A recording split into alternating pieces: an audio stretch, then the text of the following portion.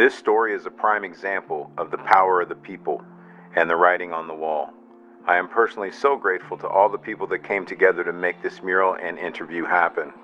Moments like these are exactly why we created the Fame Yard, so people could exercise their voice through creativity to hopefully prompt others to do the same. With all the walls out there in the world, no individual should be silent. First off, I'd like to thank you guys for your support of the yard, the Fame Yard. It's been a long journey for me since I created that yard. And this is exactly why we created that yard, is so that people would have a voice and a platform to not only exercise their own voice, but to hopefully give voices to other people through the example of you exercising yours. And I mean, I couldn't be more delighted with the outcome of this thing. And it's not necessarily how many people, but it's the impact on the people, whether it's 10 or 100. And I think the impact on this one really hit a grand slam. So thank you guys for that. And thank you for taking the time to sit with us today at AwareNow magazine. So usually we start these things and it's only one of us, but now it's four. We like to ask the guest, who are you? Tell us who you are, but not your name, but who are you? So Chloe, why don't you tell us who you are? And that's kind of it's a loaded question, right? I don't really want to be put into any one box. I don't want to be confined to one thing that I am. Yeah, my name is Chloe. Yes, I'm an artist. Yes, I'm Iranian. Yes, I'm Jewish, but it's kind of what else makes me who I am. I play the piano. I love to read. I love to be with my family. There's so many things that make me who I am. And it's kind of just what's relevant at that moment. And I think right now, I have never been more proud to be an Iranian woman. And watching the girls of my kin, my blood, all the way across the world, do what they're doing, it's so inspiring. It's so moving. I don't even really have words for it. So I just want to be somebody who can support them. That's who I want to be in this moment. Amazing. I don't think we've gotten one quite as honest, and as relevant to right now. Todd, what about you? Who are you? I'm a soon-to-be father. And that's kind of where my mind and heart and soul and attention is. I'm going to be the father of a beautiful girl and a woman. And that's all I am at this moment, and all I'll be for the rest of my life. And that's a new thing, and it's something that's what Chloe said was beautiful and perfect. I'm too many things to describe for this interview. All that's important right now is that. That's amazing. Mm-hmm. As a father of two girls, I get it. I have two daughters, and I used to be like, man, I really need a boy. And that that idea is dissolved. Being a father of girls is amazing. It's amazing. Yeah. Honestly, I was kind of, earlier in my life was like, oh yeah, I'd love to have a son. I'd love to have a son do this, that, and the other thing. And then as soon as I really started thinking about it, it was like, no, I want a girl. Yeah, you do. This world needs more women, and God, I'm so excited to have a daughter. Way more than I think I would have. Who knows? But mm-hmm. God, I'm so excited to bring a girl into this world and be a father for her. Mm-hmm. Mm-hmm. Well, I have 5 boys and 1 girl, but yay, girls, and excited for you. And what an adventure you're about to begin. Congratulations so much. Thank you, guys. Thank you. So I know that Chloe and Todd, we've only both met each other once, right? Briefly. I met you during the Pride. I painted a mural for Pride. Yeah, you did the Pride activation, which was amazing with Corey. And then Todd reminded me that we met at the Love Malibu Style for Artists for Trauma. So it's kind of cool that we all met at the right place at the right time, right? Actually, we didn't meet, but I was in your presence. I was just a little too nervous to come up and say something to you. You had an event at the what's the bookstore in downtown, where your studios are? The Last Bookstore. Yeah, the Last Bookstore. You had an event earlier in the year there. It was probably the last event you had there, and I came through to check out the art, and it was a really, really nice show. And you're chatting with people, and I was down there with my wife, and but I didn't introduce myself. I get a little funny. I was just there appreciating the art. Yeah, that was a good one. That was Love Los Angeles, and the Malibu was Love Malibu style. Thanks for coming to those. Those are my personal things. So it's a little more important when it's for you, you know? So you guys want to tell us how the mural came about? Like how did that spawn? What was the idea? I think Todd, you can handle that question. Yeah, sure. Well, basically the mural started on September 16th, the day Mahsa was murdered. And whether or not we knew that was going to happen, that provoked what's happening in the world today as a conscious human being, as a extremely politically conscious person, as somebody who's been an activist, who has a academic background in international affairs, particularly in the Middle East. I've been very well aware of what's going on there and paying attention. But as I said in the very beginning, my mind right these days and this year has really been focused on my child, my wife, and I obviously do a lot of political work. I did the mural at the Fame Yard earlier in the year on Ukraine, and so I was thinking about how can I do something on this. I don't know. I don't really have the time. Kind of put it behind me. Like, no, I got to be focused on my baby. I did an event down in on Santee Street downtown through the Santee Public Gallery, and Jason Savoy.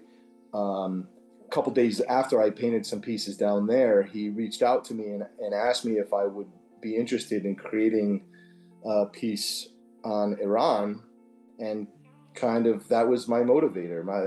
He's like, listen, I love what you do, and I would love for you to come down here and do something with me on our walls. And he, got me thinking, okay, yes, that was the spark that finally got me like, all right, no, I'm gonna put my ideas down. Started thinking about what do I want to do, who do I want to work with.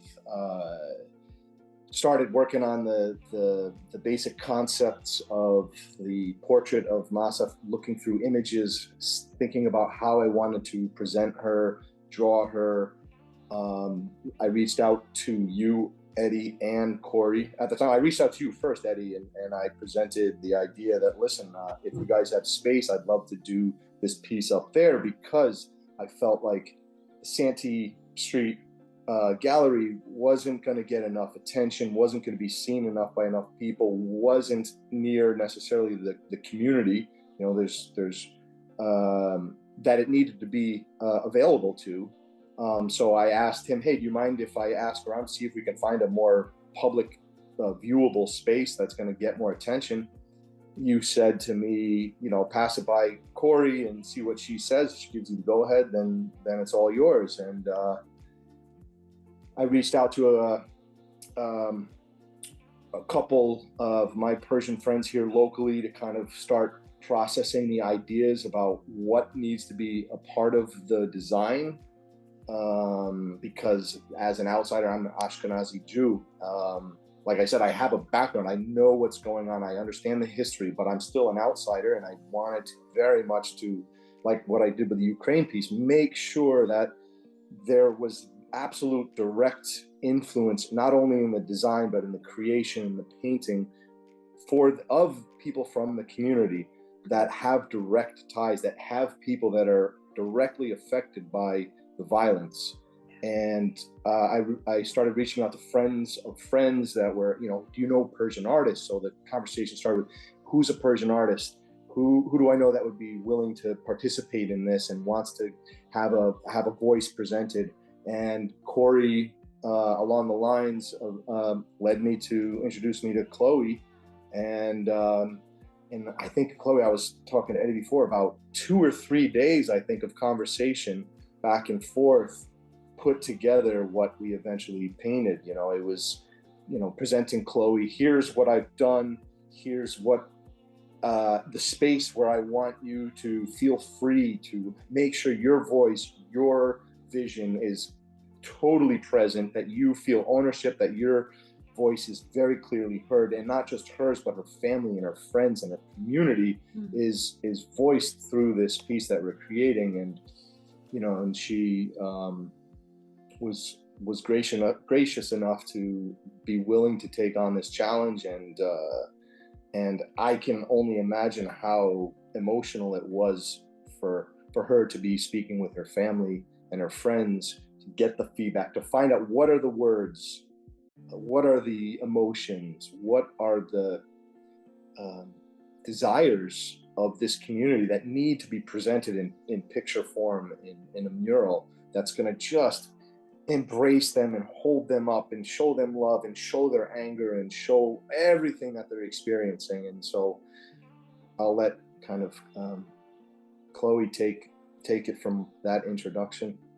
Yeah, so Todd reached out to me. It was something I was already on my mind I wanted to do. And I mean, first of all, the fact that Corey was letting us wipe away her artwork, which was relatively fresh, for a street artist of her caliber to allow us to remove her artwork for something that she's not directly related to, I was beyond touched by that. I mean, I thought, wow, what an ally. And further down the line, I mean, she has come through, and I'll touch on that later, but it just, from the beginning, it seemed like everybody really had the right intentions for it. And my intentions for it were, you know, I'm not going to end this revolution by painting a mural. I'm not naive enough to think that this is going to save somebody's life or make an impact in a huge way. But what I was really looking for out of it was for the people in Iran, I mean, my family in Iran, the people here, to know that they're being heard and to know that they're not alone, and that we see you and we hear you, and we're going to do whatever we can to support you. And, you know, part of that is with the art and the messaging. Part of that was the community coming together to create the project really together. And the way that it took off, you know, the power of social media, the power of regular media, it accomplished that goal far beyond our expectations. Amazing. I would definitely say that you have got the world's attention. And I would also say that I think the small things really do matter, you know, and in the scheme of things, Chloe, you're absolutely right. This is a small piece to the puzzle, but you'd be surprised the impact that it has on individuals. So I would not be surprised if it saved a life or 2 or 3 or 10 because of different action taken that was felt by your support. So, you know, you're modest in your understanding, and I think you guys did a really good thing. Allie, what do you got? I mean, the very moment that I saw the post in the piece, here I am in Michigan, watching things unfold in the news and feeling so removed from a situation and so a bit helpless in that time, in that space. And then to see that mural, I didn't feel so far away. I didn't feel so removed. And so I think, to Eddie's point, the power of one piece, what that can do. Well, speaking to the one hombre, right? The power of one person, the power of one mural. And maybe it didn't save a life, but maybe it gave someone hope. And sometimes just a little bit of hope is what will end up saving a life. And so I think what you've done is such a beautiful representation of that, the power of paint, the power of writing. And it's just, yeah, that's what I've got. Yeah, the writing on the wall. You know, I'm a graffiti artist by trade, I guess. I don't know. And I started it for egoic purposes, right? Like we wanted to be known and seen and have fun at the party and be cool. But I think as you grow that voice, you start to try to figure out how to use it for purpose. And I think it's wonderful that you guys have the ability to start early in your careers with such a mighty voice. It's amazing, that now that this thing is so big. It's hard to think about what else to talk about, you guys, because it's so poignant, the conversation. What if you can I also just take a moment to say thank you, Eddie, as well, and Ali and Corey again for giving us this space. It's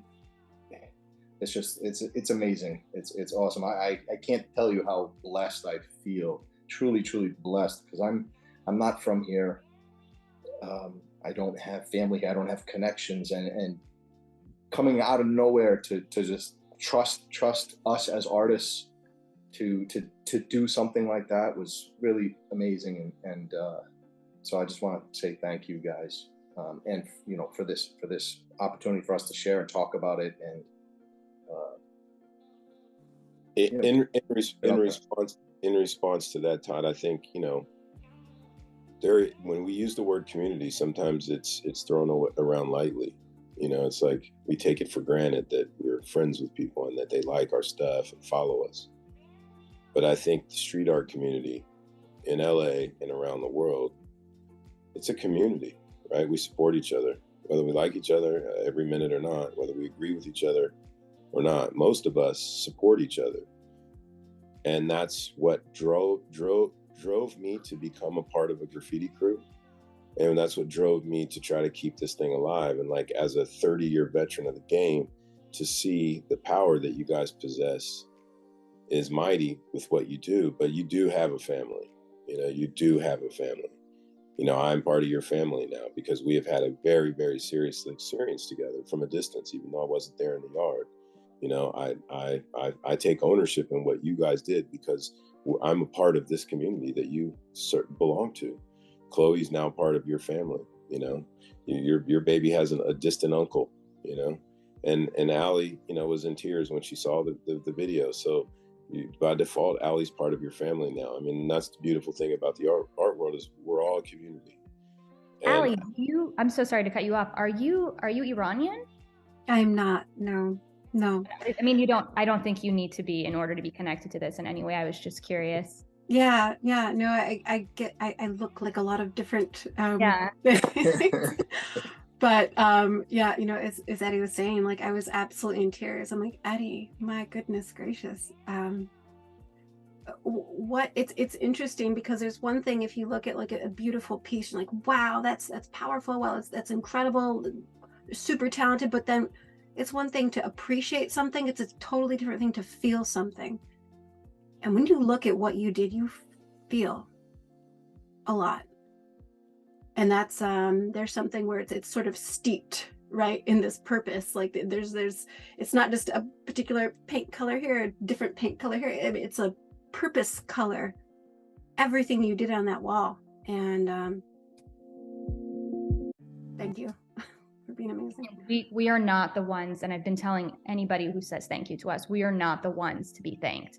It is the brave people in Iran. I mean, some of those girls are half my age. Half my age. Those are the women who are going to change the world with what they're doing right now. It's not us. But to celebrate them and to honor them with your work, and hopefully for them to be able to see at some point what you've done and to feel so proud of their position and of their strength, and to find that strength, and to have it just visually represented the way that you did it. And you're right that we have so many thanks to give to so many of these young ladies that are over there rocking it like they're doing. And for all of us who can't be there by their side, that we wish that we could be. By the brush, let us do it. Yeah. Or the can. Yeah, no doubt. Or the hand, actually. There was Oh, hands on it. yes, Yeah, yes. that. I thought that. Well, I think that was such an important moment in the creation of this piece, and got to give Chloe credit for putting that in the design. You know, the object was always to have people from the community come in and paint with us and participate. I did it with the Ukraine piece. We had, when I was doing that piece, people from the Ukrainian community, either through social media, just randomly passing by, saw it, or like put a brush in their hand. And that, I mean, it wasn't just that. And we had people do that, took a brush, and amazing volunteers randomly coming up and what can we do, and street artists.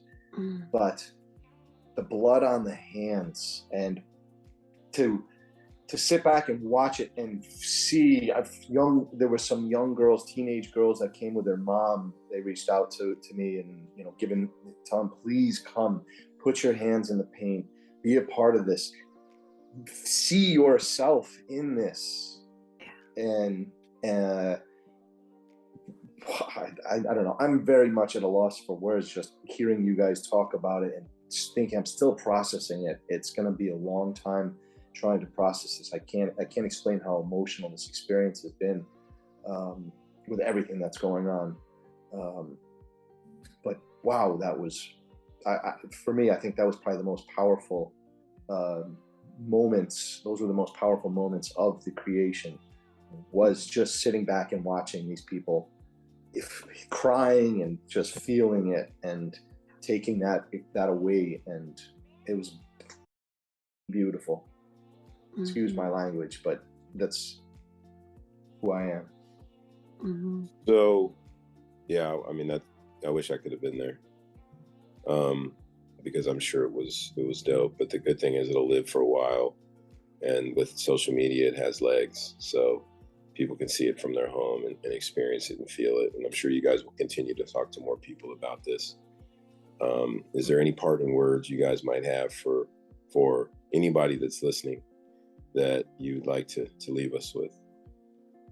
I mean, I definitely do. I think that whether or not you're Iranian, this is not about being Iranian. It's not about being a woman. If you are somebody's daughter, if you are somebody who has a mother, if you are part of the LGBTQ community, if you are an athlete, if you're a musician, if you perform in any way, you are related to this. The basic human rights of all of these people are at stake. And if you're not willing to spread awareness of that, you should be reflecting on really how you're looking at life. This is not just about Iran. This is about everybody. Until everybody is free, nobody is free. So that's my, I think, main thing about this, that it's everybody's responsibility to spread awareness about this, because you never know who you're going to reach that actually may have the power to do something about it.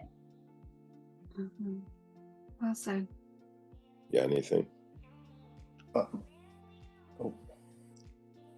I was just going to say, take away, as what Chloe said was absolutely perfect. Look at the courage of the women on the ground.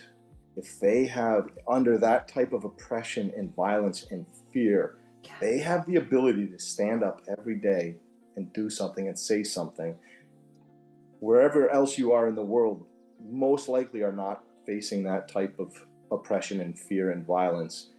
Please just use your voice, use any capacity you have to stand up for yourself, your community, your humanity, the people around you, the people that you love, and participate in this life. You have to participate. It's not enough to just sit back and watch it. You have to participate. So I thank you guys for giving us the opportunity to do the very minor, littlest thing that we could possibly do to participate in this conversation. Thank you. Eddie, thank you. Amazing, guys. Thanks for taking the time. Allie, you got any parting questions or you want to say? I just want to say thank you so much. I mean, you're where there are so many right now who feel very voiceless, who feel very unseen. The fact that they are seen and they are heard through conversations like these, through artwork like you have bestowed and shared in this world. Thank you for helping all of us become a bit more aware now about what is possible. And that it is so important to not remain silent, that we have to participate, and be it through paint, through words, through whatever means we have to do it. And thank you for helping us all become more aware. Thank you. Thank you, guys. Thank you. All right, guys. Thank you very much.